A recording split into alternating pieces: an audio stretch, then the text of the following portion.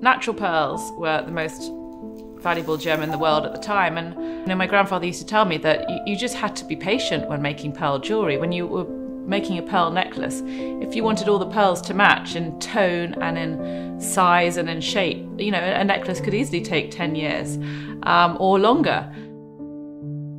How do you build your reputation in a new country? Well, the Cartiers believed you built it by having the best quality products out there, having the best gems, having the best jewels. So obviously pearls was right up there with the best gems, and they had this double-stranded pearl necklace that was considered, I think it was meant to be at the time, the most expensive one in the world. And this double-stranded pearl necklace was valued at $1 million. And that's $1 million in 1916, so you can only imagine how much that would be worth, relatively today. This young client spotted this double-stranded pearl necklace in the windows of Cartier. Her name was Maisie Plant, and the story goes that what Maisie wanted, Maisie got. And Maisie decided she wanted this necklace.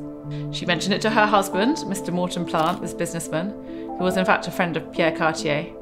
And as chance would have it, Morton Plant wanted to sell his New York townhouse at that time. And his townhouse was on Fifth Avenue. And it was interesting because Fifth Avenue had been a residential street and it was increasingly becoming commercial. So he decided that he didn't want to live there if there were going to be shops there. So he wanted to sell it. And the townhouse was valued at $1 million as well, the same price as the pearl necklace. So Pierre Cartier suggested they do a swap, the necklace for the townhouse. And that is exactly what they did. And then Pierre Cartier went in there with architects and transformed this townhouse into the Cartier New York headquarters, where it still is today. And Maisie Plant got her necklace. And it was a brilliant trade for Cartier, because if you just consider over the years how the values of pearl necklaces and a building on Fifth Avenue has diverged, I think it must have been one of the best business deals of the century. I'm Francesca Cartier Brickell, and I'm the great-granddaughter of Jacques Cartier, who came here to Bahrain 110 years ago in search of pearls. And I've long wanted to come here and follow in his footsteps. So he arrived by boat 110 years ago. He'd just been to India, and then he came here, as I say, to investigate the pearl trade over here. And he didn't just come to just buy pearls, as I say. He wanted to understand the process, the culture. He met with the pearl merchants. He asked to go out on the pearl fishing boats. He had brought a translator with him, and he wanted to speak to the pearl divers. He wanted to understand about their jobs, where they lived, how they worked, their families. He really wanted to immerse himself in the culture. And I think that was a really interesting part of his diaries for me, to see that he wasn't just coming as a businessman. He was also an artist, and he was really interested in the surroundings, in what he saw.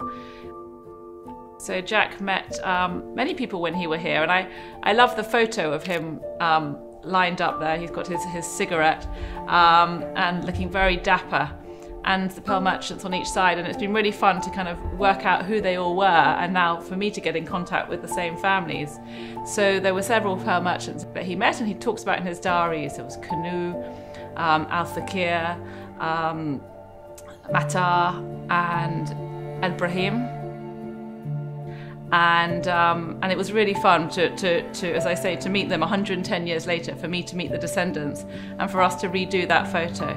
In fact, the problem in that photo was that they all looked very serious back in 1910, but we were having such a good time when we were taking the photo. It was very hard not to laugh and smile. But that was really fun to reconnect the families over a century later. And I think, here in Bahrain, the idea of family and families, generations of families, that closeness is also really important. So I think there's a kind of resonance with their family story here, which is lovely. But of course, obviously, those business links they made all those years ago, and how important that was, I think, for both sides. And it was a relationship that, started off as a business link, but it wasn't just business, it became more than that. And I think there was a real respect and admiration between my ancestor and those he met, and I feel that that's continued. So it's been really special for me. And this is Jacques on the pearl fishing boat, which he talks about. And as I say, he really he didn't just want to buy pearls, he wanted to go and experience it. He wanted to speak to the people doing the diving. He wanted to see the process. He wanted to understand how it worked. And I think he was amazed. I mean, he knew that pearls were rare, but he's talked about spending hours in the blistering sun on this boat and how many shells they collected.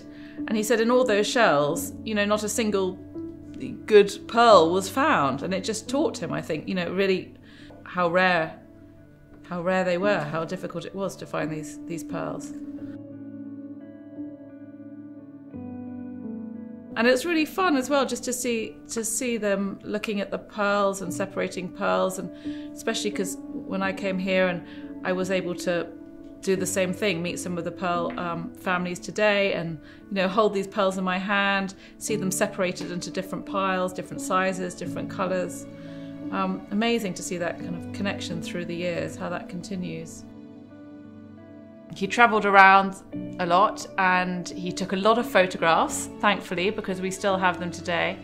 And you can see from his photographs what kind of things he's interested in. Sometimes it's just a photograph of you know, an arch on a building.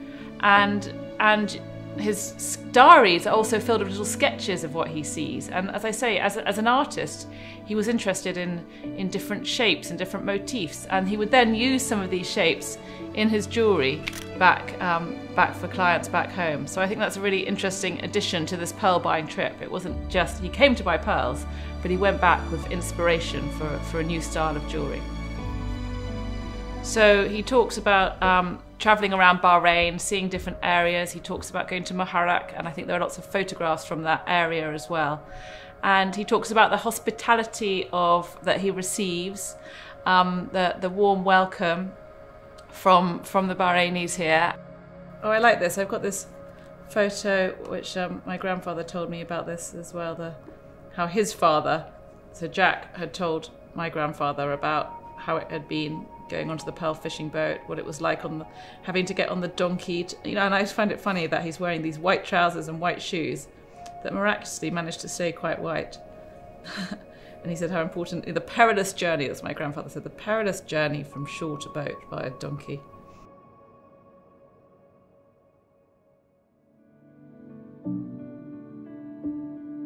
Well, for me, it's been really moving, unexpectedly moving, in fact, to come here, because I've just received the warmest welcome. Everyone has been so lovely and so interested in that history and that link, which for me is very, very special, because I've dedicated the last 10 years of my life to this history and, you know, researching the story and writing the book about the family. To literally follow in his footsteps and retrace his path a century later has been amazing. And I wish my grandfather was still alive, because I think he would be incredibly moved that I was doing this too. So yeah, it's been wonderful.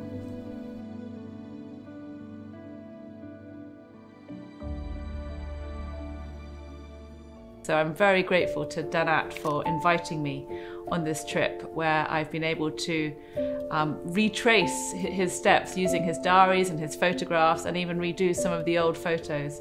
It's been a very special trip.